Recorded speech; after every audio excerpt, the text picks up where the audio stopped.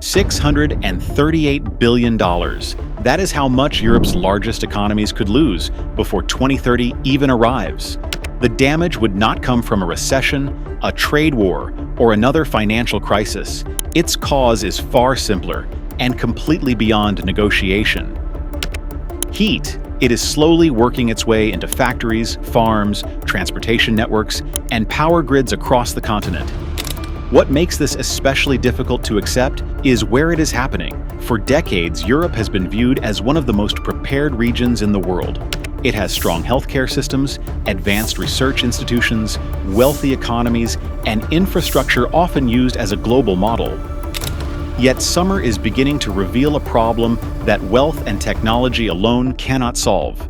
Two forces are making this crisis unfold much faster than many people expected, and both are hidden in places most of us rarely look when talking about the weather.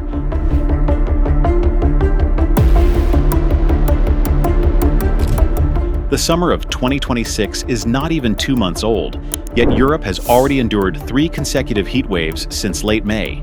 Temperature records have fallen across more than 10 countries, from Belgium, France, and Germany to Poland and Romania.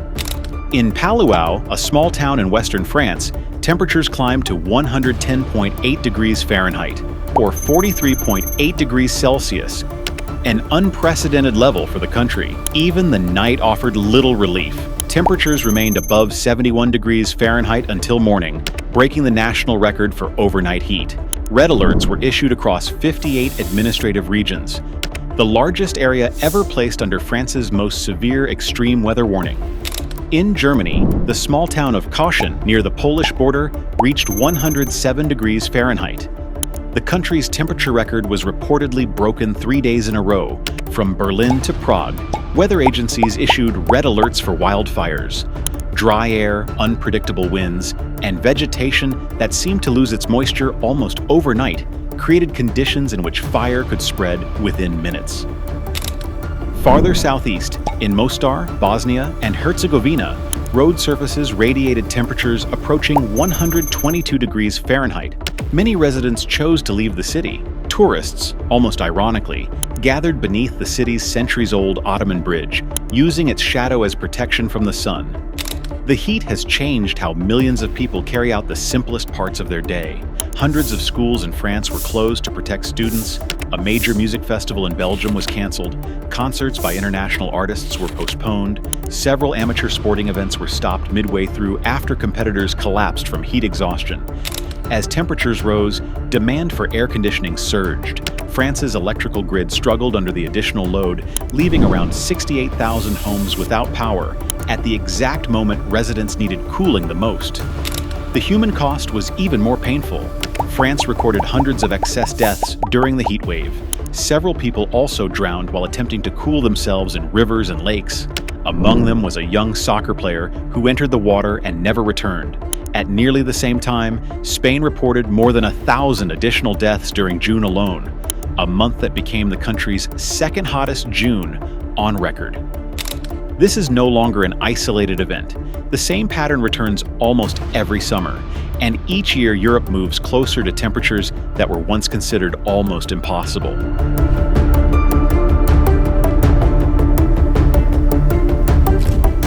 To understand why this heat feels different, we first have to look at Europe's position on the world map. According to the European Union's Copernicus Climate Change Service, Europe has warmed nearly twice as fast as the global average since the 1980s. One reason can be found far to the north. Europe sits directly beside the Arctic, the fastest warming region on the planet. As Arctic temperatures rise, the effects extend into surrounding regions, including the European continent. The second reason comes from something that was originally meant to protect people. Over the past several decades, European governments have introduced strict air pollution regulations. Emissions from factories, ships, power plants, and motor vehicles have been reduced significantly. The policies worked. European air became much cleaner, yet there was an unintended side effect. Some of the pollution particles that once floated through the atmosphere reflected a portion of incoming sunlight back into space. As those particles disappeared, more solar radiation was able to reach and warm the surface below. Cleaner air brought enormous health benefits. At the same time, it removed part of the atmospheric cover that had temporarily masked the full strength of global warming. Researchers at the University of Reading compared the situation to a race in which the starting line is continually being moved closer to the finish. Temperatures that once seemed several decades away can now arrive within only a few summers. These two forces reinforce each other. Europe lies beside the fastest warming region on Earth, while the decline of reflective air pollution has allowed more sunlight to reach its surface. As a result, heat waves can arrive earlier, become more intense, and remain in place longer than they did in previous decades. An event once expected only once every 50 years could begin occurring once every 20 years. By the middle of this century, what Europeans currently describe as extreme heat may feel like an ordinary summer.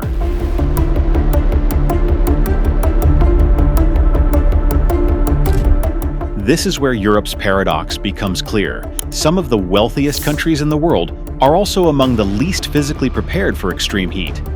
The reason is built into the architecture of European cities. For centuries, homes and public buildings were designed to survive cold winters, not dangerously hot summers. Thick walls, limited ventilation, small windows, and roofs designed to retain warmth were once practical advantages. When outdoor temperatures reach extreme levels, those same features can turn buildings into heat traps. Air conditioning has also never been as common in European homes as it is in the United States or in tropical countries. When temperatures suddenly rise, millions of households have no effective way to cool the rooms where people sleep, work, and care for children or elderly relatives.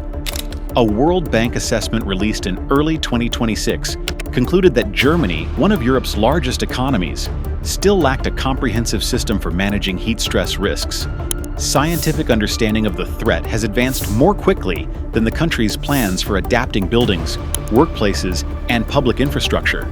European Commission business surveys have also found that weather has increasingly become a direct constraint on production, especially in Spain and Germany during recent summers. The cost is now appearing in economic forecasts. Under a severe scenario examined by Allianz, France could lose as much as $240 billion in economic output by 2030. Italy could lose around $147 billion, while Spain could lose approximately $120 billion. These are not only distant projections. Studies of Europe's hottest years, including 2003, 2010, 2015, and 2018, found that heat waves had already reduced the continent's gross domestic product by roughly 0.3 to 0.5% through lost labor productivity. In the most vulnerable regions, losses could exceed 1%. Without significant adaptation and mitigation, the total economic damage could become almost 5 times greater by 2060. Research cited by the World Meteorological Organization offers an even more direct calculation. For every increase of about 1.8 degrees Fahrenheit above a threshold of 68 degrees, labor productivity can decline by roughly 2 to 3%. High temperatures place the body under physical stress. They make concentration more difficult and reduce sleep quality. Individually, these effects may appear small. Across millions of workers, repeated day after day, they become a major economic burden. The consequences eventually reach ordinary household budgets. Research analyzing European data from 2004 to 2022 found that heat waves reduced household income by an average of 0.7%. Drought reduced it by another 1.8% when extreme heat and drought occurred at the same time. Particularly in regions that were already dry, household income losses could approach 3% in a single season.